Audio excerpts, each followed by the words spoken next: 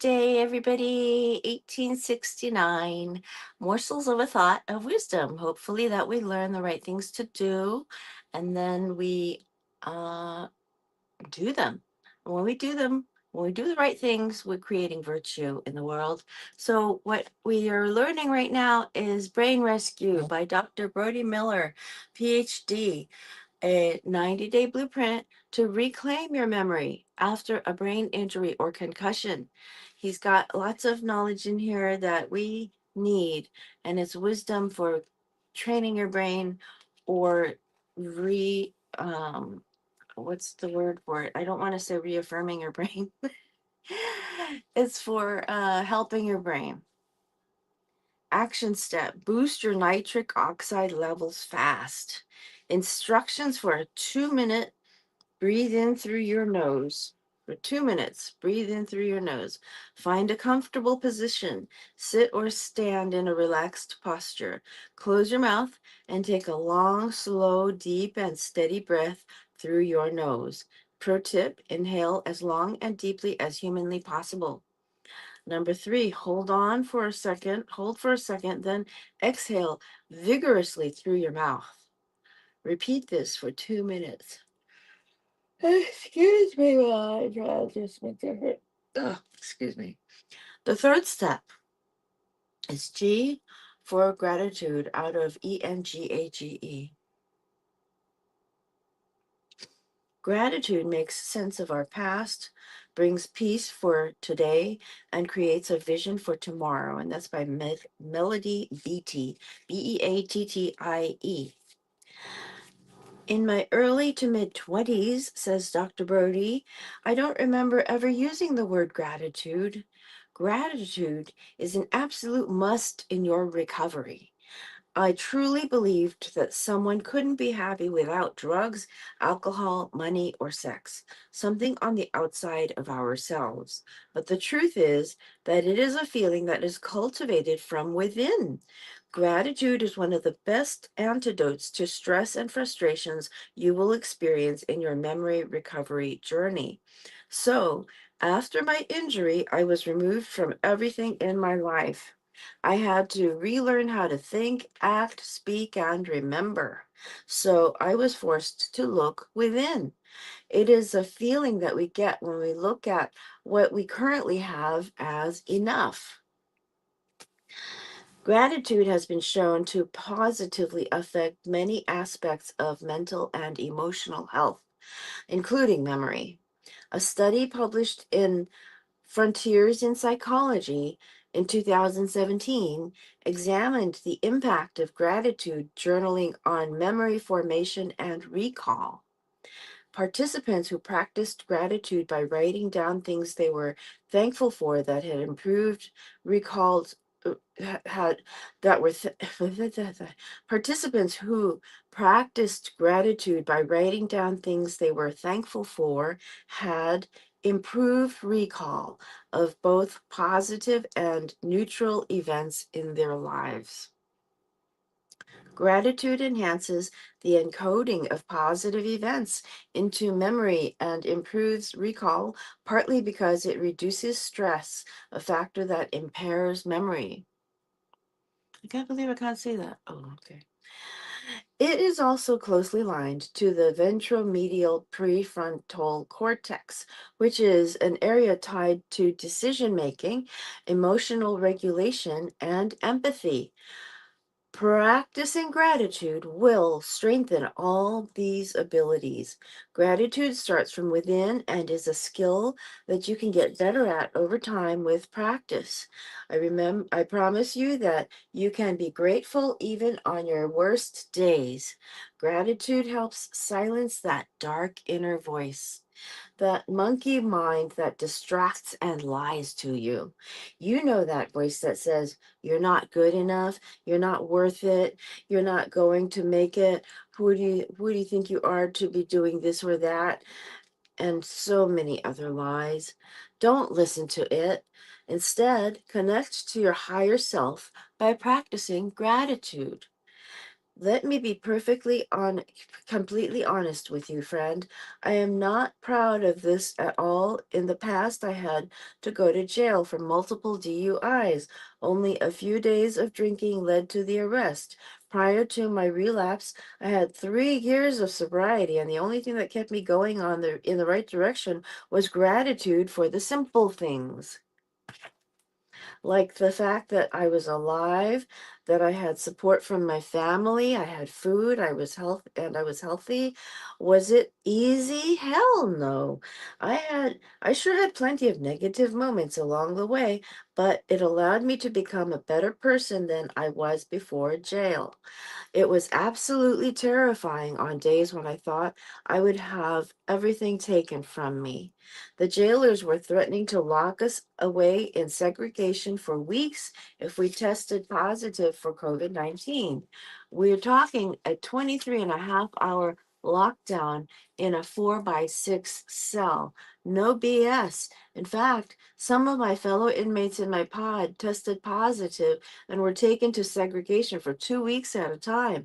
But even with the immense fear of testing positive weighing over my head, I told myself that even if that happens, I can still find gratitude in that cell that will help me grow into a better person. Gratitude was the strength that helped me move forward. Luckily, it didn't happen to me, but I am just telling you that you have more strength within you than you would ever imagine, warrior. Action step: start small and build yourself up with gratitude. Step one: at the beginning or end of each day, think about 3 things that you are grateful for. Step two: slow down your breathing and close your eyes. Step three: feel into the emotion of gratitude, no matter how strong or how weak it feels. I promise you that even if you can feel the tiniest bit of gratitude, no matter how small, you can build up and grow the emotion over time.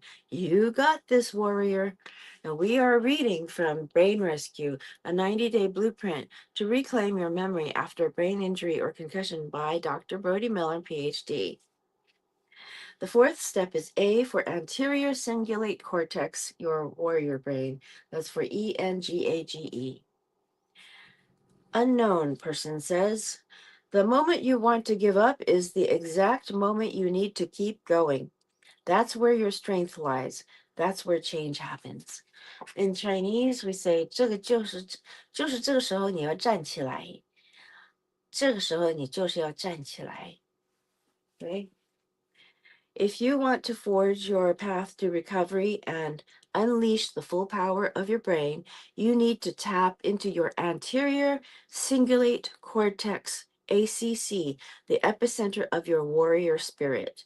This part of your brain is where resilience is born, where you build the courage to push through, and where transformation becomes inevitable.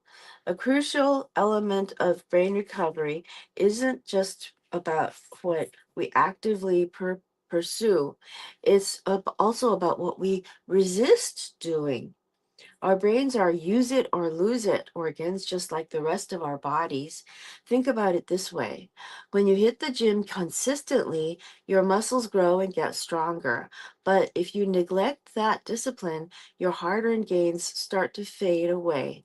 The same principles apply to your brain cells. They thrive on the activities you engage in, but they can also shrink when you stop doing that activity. This is incredibly important for you to understand. The brain always takes the path of least resistance, but it is your job to create healthy patterns that you do so often that they become automatic. In other words, they become the path of least resistance for your brain. It is your job to create healthy patterns that you do so often that they become automatic. Now, let's talk more about the anterior cingulate cortex. This part of your brain is crucial in this transformative journey. Recent studies show that when people tackle activities they initially resist, their ACC actually gets bigger. Think about that. In people who struggle with obesity, this brain region tends to be smaller. But in athletes and people who see themselves as overcoming challenges, the ACC grows significantly. To do this in the right way, you need to replace old bad habits with good ones. It's not enough to create healthy habits. You also must eliminate old behaviors for a better life. So not only do you have to develop good habits, but you also have to eliminate bad ones. The ACC is your warrior brain, but it only becomes that warrior if you are yourself, if you see yourself as a warrior, capital W. So, how do you foster that warrior mindset daily, capital W? It's simple. By creating non negotiable habits and cultivating non negotiable energy.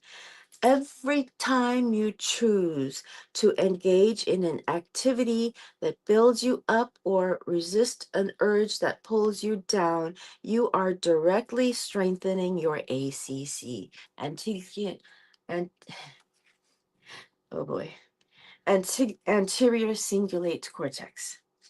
Now, but it doesn't stop there. You're also fortifying your frontal lobe, hippocampus, and other vital brain regions connected to memory. When you push through the resistance, whether it's staying focused on a task, acting, solving a tough problem, or avoiding distractions, you are paving the way for stronger connections and pathways in your brain. So here's the challenge. Every time you face an obstacle, whether it's a fleeting urge to give up or the fatigue that tells you to quit, dig deep and engage your warrior spirit. Remember, your brain is a powerhouse of resilience. Embrace the struggle. I also say, embrace the struggle. Celebrate every small victory. The harder you work against the resistance, the more powerful your mind becomes. Take action now. Write down one non negotiable habit you will commit to every day for the next week. Make it something that challenges you, something that requires you to show up for yourself even when you don't want to. It could be a workout, a meditation session, or even studying something new. Meditation session. Don't back down. Don't back down. Every time you conquer that challenge, you're not just building a habit, you're building a stronger, more resilient warrior inside you. Let's turn that ACC into a fortress and watch your mind sharpen like a sword. Are you a warrior who takes action or a warrior who doesn't? WORRIER. It's time to step up and show the world who you are. The fifth step is G for gamify it. ENGAGE. When it comes to rebuilding your memory, think of the word gamify. This is about, excuse me while I yawn. Oh boy. Sorry. This is about making your daily activities as engaging and fun as you possibly can. Rebuilding your memory isn't about going back to who you used to be. It's about leveling up and becoming something greater. Picture your recovery journey like a video game where you're the hero navigating through levels, unlocking new skills, and picking up power ups along the way. The only difference is instead of slaying dragons, you're taking on scattered thoughts, brain fog, and lapses in memory after a brain injury. It might feel like your brain has betrayed you, leaving you with mental fatigue and a scattered mind. But here's the truth, your memory isn't gone, it just needs a new path forward. Neuroplasticity is the amigo on your side. Your job is to make this rewiring fun and engaging, so fun that you can't wait to do it. This is where Gamifying your recovery comes into play. Remember, the more fun we make so called mundane or boring activities, the quicker we can reinforce things and make them automatic. Turn stats into milestones. Track your progress like a game. In life, you need to track where you are to in life you need to track where you are now to know where you are going. Think of tracking your weight on a scale. It's important because it shows you how to adjust. To be honest, in the early stages of my practice, I used to think that consistently tracking health statistics was doing a disservice to my patients. But the issue I run into time and time again is that people have no idea where they are going or what to improve until they can prove to themselves that they are on the right track and getting better. So we are reading from Brain Rescue, a 90-day blueprint to reclaim your memory after a brain injury or concussion by Dr. Brody Miller, Ph.D. Let's start with three of my currently favorite wearables that I love using with my patients to measure where they are going and gamify. Hold on, hold on. Gamify what? Gamify. They printed it. Gamify things, health and heart math inner balance. Heart math inner balance tracks heart rate, HRV, mood, and heart coherence. Aura ring, OURA ring tracks total sleep, REM sleep, deep sleep, and efficiency. An Apple Watch checks VO2 max, exercise time, and calories burnt. I'm going to look at this more. So it says heart math inner balance tracks your heart rate, your HRV, your mood, and heart coherence. Your Oura ring tracks your total sleep, your REM sleep, deep sleep, and efficiency. Your Apple Watch checks your VO2 max, exercise time, and calories burnt. Setting weekly and monthly goals can be very helpful, whether they are quantitative and measurable or qualitative and subjective. When you hit it, reward yourself. Maybe it's a break, a favorite treat, or just a moment to soak in the progress. Make it a ritual to celebrate every win, no matter how small. Now, I have a mentor who says that you don't want to reward yourself with food because that starts to turn into a problem if you have any problem with obesity. Okay, the science of play, why making it fun works. This isn't just about having fun. Excuse me. Oh my God, yawning again. Pardon me. I hadn't had my coffee. The science of play. We're in chapter 5. The second pillar, E, is for engage. The science of play, why making it fun works. This isn't just about having fun, it's about unlocking the full potential of your brain. Neuroscience shows us that engaging in playful, enjoyable activities releases dopamine, the brain's feel good chemical. Dopamine doesn't just boost your mood, it also primes your brain for learning and memory formation. When you turn mind gym exercises into a game, whether it's challenging yourself to remember a list of items in record time or trying to beat your last meditation score, you're not just going through the motions, you're training your brain to adapt and grow. In the book Play by Dr. Stuart Brown, Stuart, he explains that play is not a luxury, but a necessity. It's through play that we develop new pathways in the brain, exactly what you need to strengthen memory after a concussion. So, when you turn each day's recovery activities into a game, you're not just making things more enjoyable, you're accelerating your brain's ability to heal. I mean, that is exactly what animals do because there is a clear evolutionary advantage to it. It's a way to test our God given abilities before being placed into a more serious situation. I mean, just look at your dog during the day. If you don't have a dog, I strongly recommend that you get one day. He or she will play around, growl, and run around. This gets the dog moving and more prepared if a serious situation does come along. That is so cute. I have two cats that do the same, three cats that do the same. They chase their own tails. And then when they finish chasing their tails, they catch the tail and bite themselves and stuff. It's very funny to watch. The sixth step is E for energy in ENGAGE. Now, Nikola Tesla, Nikola Tesla says, if you want to know the secrets of the universe, think in terms of energy, frequency, and vibration. We hear this quote a bit these days.